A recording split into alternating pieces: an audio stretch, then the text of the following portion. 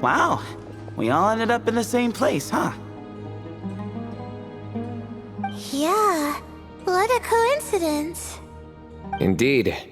Or as I like to call it, the chai factor.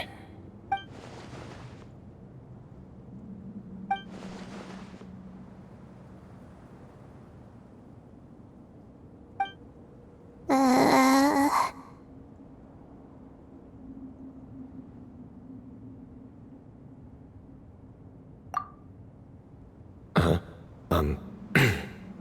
No reply? Just say it. All right. Because it's spice to sweet brew again. Oh, hey, that's a new version. Oh, wait, what? You've never heard that one?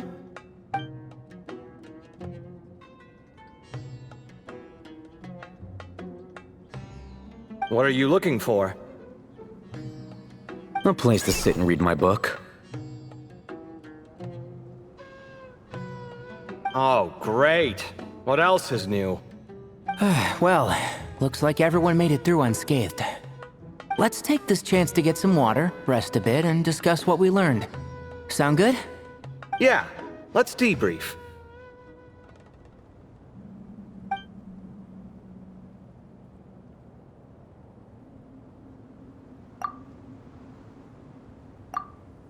Okay, so we all learned a lot, but it feels like we ended up with even more questions. Yeah, but one thing's for sure. This place is tied to the Ibis King in some way. Hey, Sino. You're the current representative of Hermanubis. Can you call him up for a sec? Of course. Just let me sense his presence.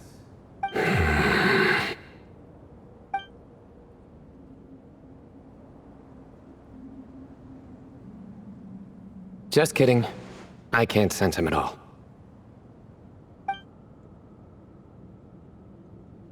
Jeez, Sethos. Did you set him up for that one? What are you, a two-man act? Sorry, Hermanubis isn't like the Ibis King. He can possess me, but I can't talk to him whenever I want. Oh, truly? Does that mean he's gone? I would have liked to reminisce about old times with him. Ah, the cat! It speaks! Of course it speaks. In fact, it is not an it at all. You do me a great offense. My apologies. Esteemed cats, sir?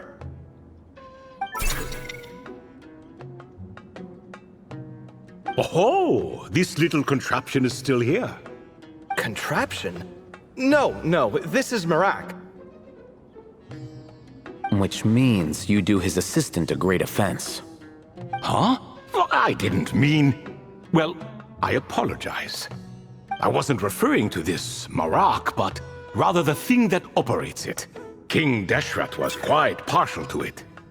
I have forgotten what it was called. It must have had an official name, albeit in the old tongue. Even if I did remember, I would need to translate it into modern language. It's not important. Marak's a fine name. Even better than the original, if you ask me. Who thought of it? And the remodeling, quite well done indeed. This Marak looks much happier in its current form. Oh, and the components should have model numbers written on them. You can look them up if you're curious. This cat talks. A lot. Quite the one-sided conversation. Is this what the Ibis King was like? He seems quite eloquent. I wonder if he plays cards. Ha! I knew Marak was a great name. Go me! Let's see, what page was I on again? Should have brought a bookmark. That all went over Paimon's head.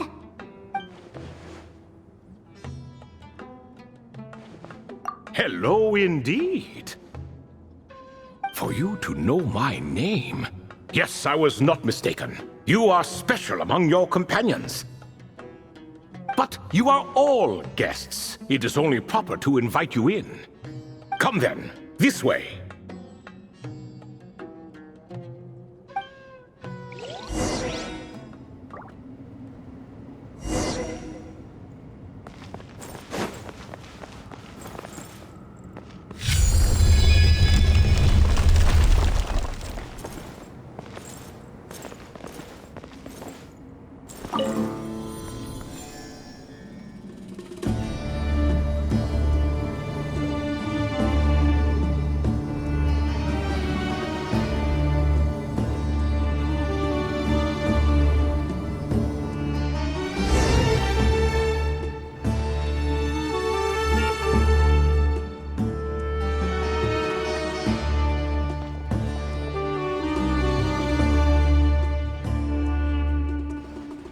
Welcome to my humble abode.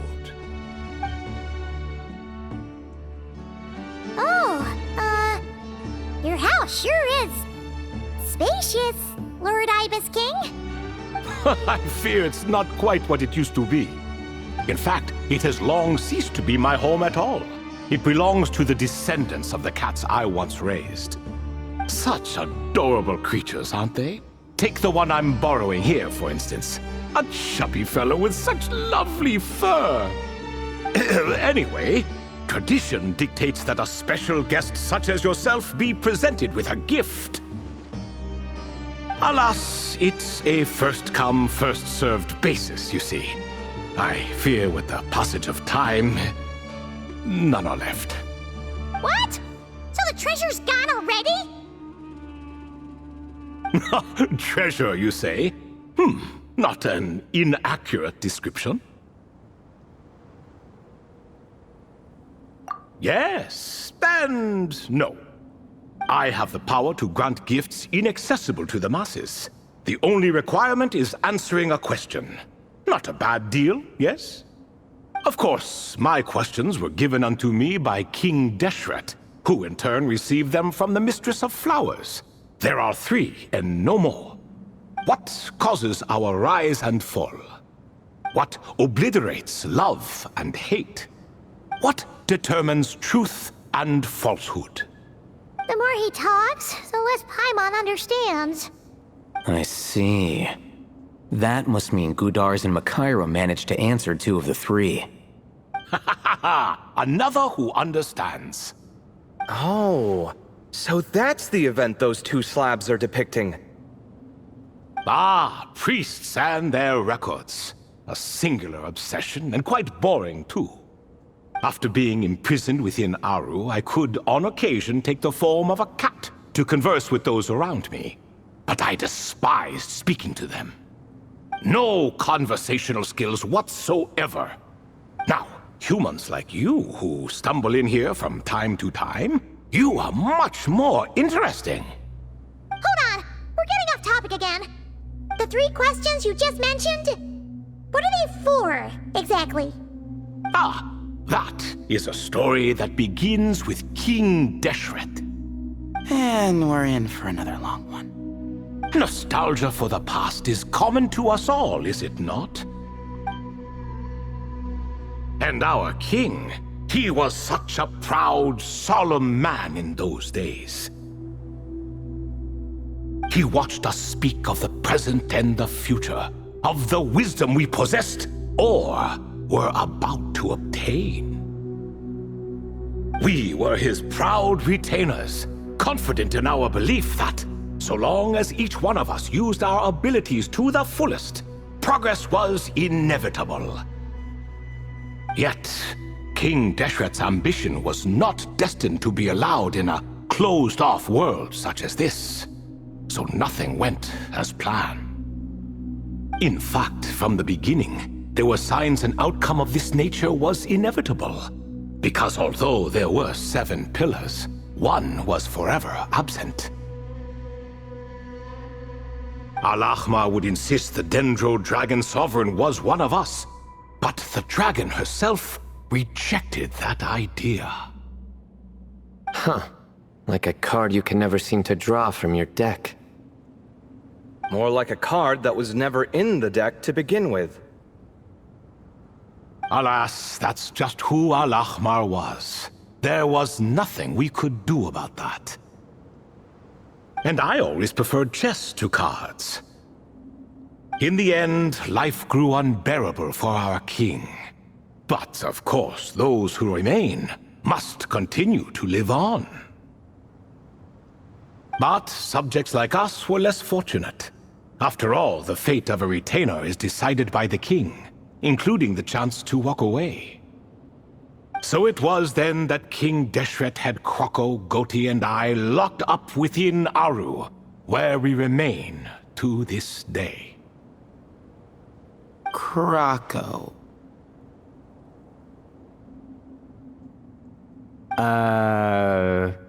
Goti?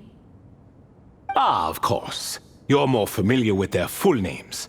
Sobek, the Crocodile King, and Hereshef, the Goat King.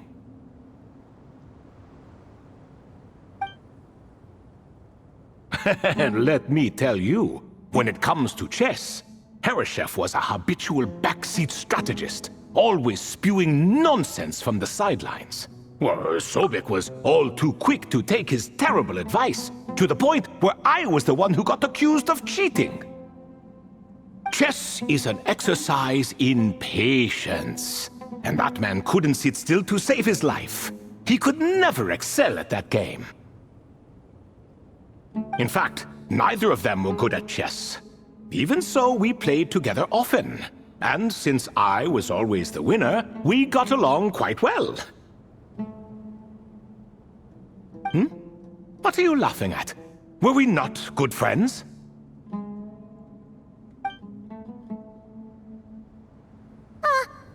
No one's laughing. Paimon would never.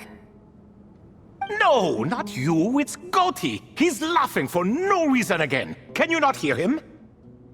Ah, right. Of course you can't. The two of them are inside Aru, as am I, so only I can hear them. What is even going on here? Has he, started to lose it after being trapped for so long? That does happen to prisoners serving life sentences. Speaking of which, how's Azar doing these days? I doubt he's doing much of anything. Just what I wanted to hear. What is the meaning of this? You doubt my words? I have half a mind to not talk at all. Oh, no. They're not questioning you, Lord Ibis King, just discussing other things. Please, continue. In that case, where were we? Getting to the part about the 3 questions. Hopefully. Ah yes, we're almost there. Before I entered Aru, King Deshret said I could be released from my eternal seal if I chose humans who could provide the correct answers to those 3 questions. The first person who caught my eye was Gudars. I asked him, what causes our rise and fall? He answered, conspiracy and betrayal, for it renders the righteous and wise unable to succeed, and thus nations fall. I found his answer quite interesting, so I bestowed upon him the power to deceive. The second human I chose was Makaira. I asked her, what obliterates love and hate? She said unto me, I have nothing left to lose. Vengeance alone can quench both love and hate. I found this to be another fascinating response, so I granted her the power to be loved. But both of them ended up... Now then, young one, riddle me this. Did their answers point to this fate, or was it the power I bestowed upon them that determined their end? I'm just an observer who doesn't understand their circumstances, so I can't answer. A clever reply. I do not wish to comment either. It is all in the past at this point. My only wish was for their answers to be acknowledged by King Deshret's rules, and bring me one step closer to freedom. As for the final person, her fate remains to be seen, so I will not reveal her name.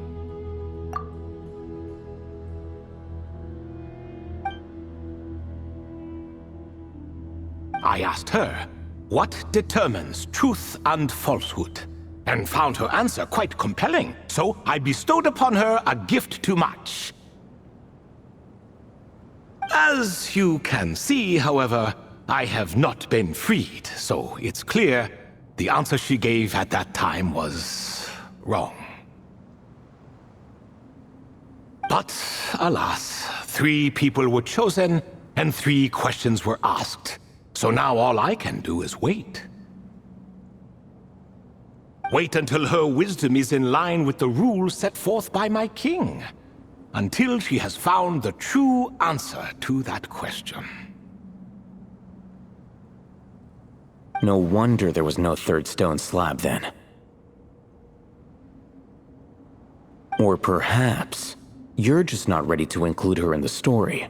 Though, that might be a generous interpretation. Well, it's not merely because her story remains unfinished. As the remaining priests of this place left, or passed on, there were none left to record the events that followed. Besides, stone slabs are few and far between in the Great Red Sands. In the sprawling desert, very few things or people even manage to leave a trace. But sometimes I can't help but wonder. If that young man from several centuries ago had been willing to answer my question, would I have left Aru by now? Wait, so there was someone else? Of course, it has been thousands of years after all. All sorts of people have stumbled upon this place, but I only chose the special ones. That young man had such a singular intelligence, though his companion, by contrast, was rather average. The author of those notes we found? The student named Zandik? Ah, yes, I think that was his name. In truth, I was unsure whether I should grant him my third remaining gift.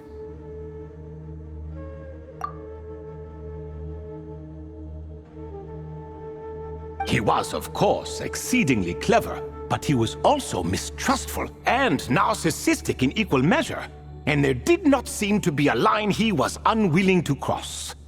Too much power could be dangerous in the hands of someone like him, so I found myself rather relieved when he declined my gift. Oh, he turned you down? Did he give a reason? Yes. He said he didn't need it. I still remember the look in his eyes. Nothing stood out per se, and still I could sense contempt and disdain radiating from his gaze. I could not give an exact reason, but on instinct I just knew it would not end well to get close to a man like that. So, I tricked him. Stick close to your companion, I said. Only the descendants of Tulatula can come and go as they please. Leave him behind, and there is no escape for you. So, does that mean his companion wasn't a descendant of Tulatula? Oh no, that part was true. The lie was in the other half. Anyone can enter or exit this place. There are no restrictions. I saw that his companion was exhausted and was concerned Zandik might leave him behind, or worse, that some other accident might befall him. So I made up an excuse to prevent Zandik from going a step too far. Oh, and speaking of, Sandik's companion had the same blue hair and pointed ears as you. Wait, does that mean Layla's also a descendant of Tulatula? Indeed. When Hermanubis founded that city, he took in many who had nowhere else to go. Today their progeny are scattered to the four winds, and indeed are far more numerous than I could have imagined. So the person you protected could have been my ancestor. Yes, yes. You're very welcome for that. Could I ask another question, Lord Ibis King? Of course. I have nothing but time, I'm afraid. Did you also save me and a man named Jur? I did. You two were quite unlucky bumping into a device King Deshret once used to measure human brain power. That contact caused more knowledge than you could handle to flood into your minds. So I replaced that knowledge with simpler repetitive information. Of course, the side effect being the same thought repeating over and over again in your mind, but that should resolve itself in time. How many moons are there in the sky? Yes, that was the phrase I used in your head. I forgot the other one, though. I believe it had something to do with food. Both were spur-of-the-moment decisions, so no need to dwell on the meaning too much. Oh, I see. Thank you, Lord Ibis King. As I said, young one, you are most welcome.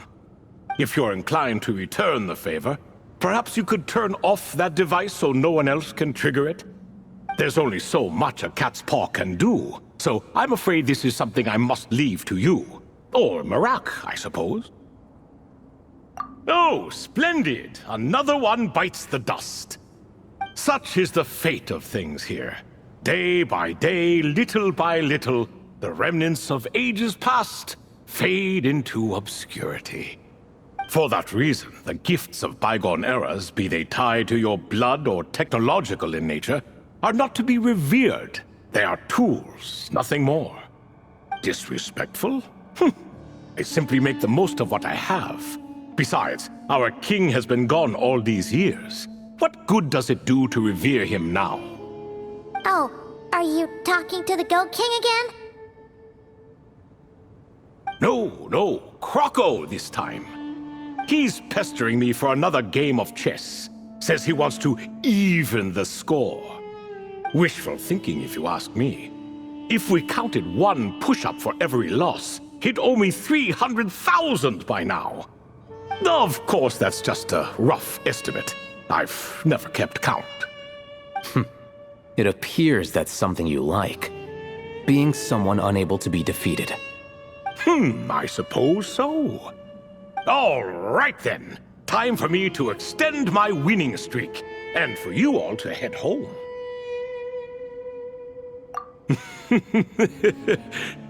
In truth, deep down, I know even the answers to those 3 questions will not change my fate. But that is for me to reckon with. Go on now.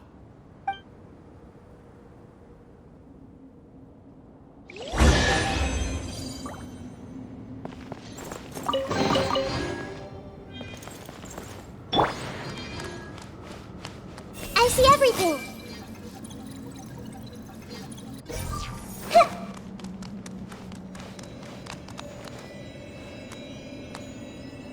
Everyone hold hands.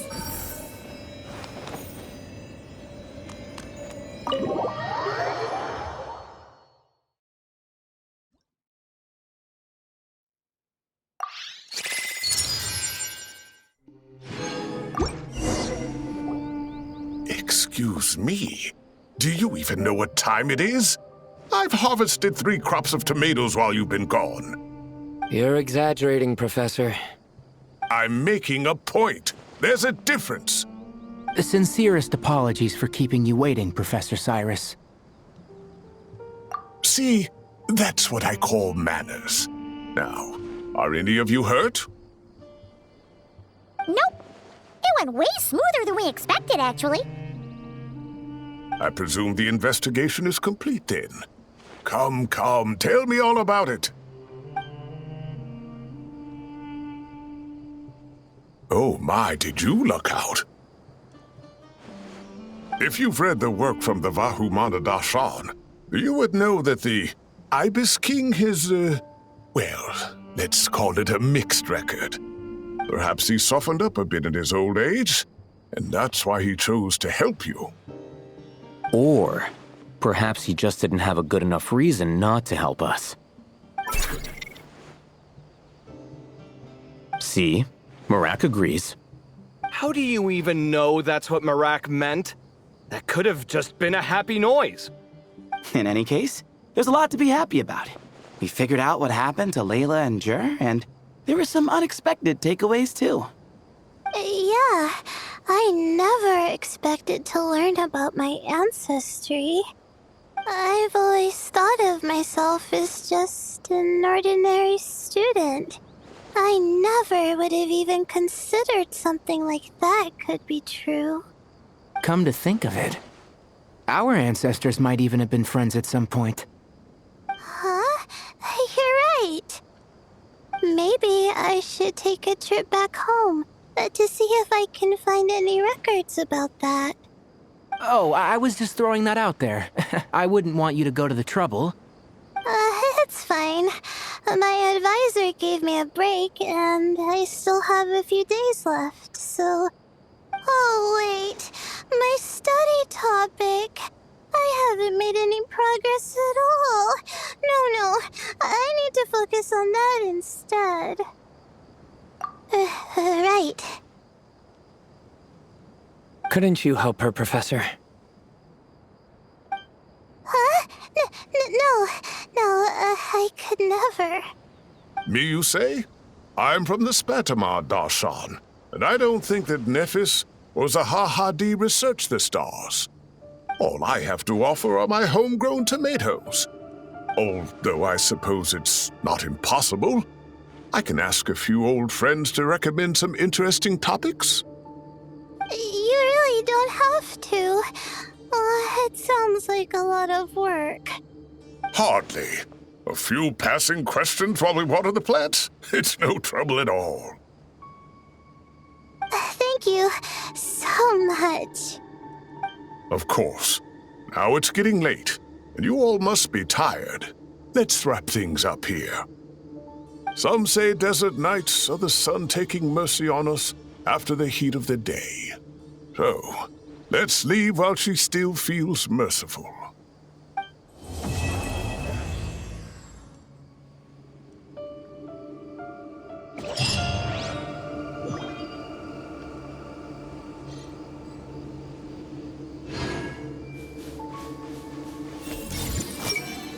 I'll have to ask Sethos all about it later.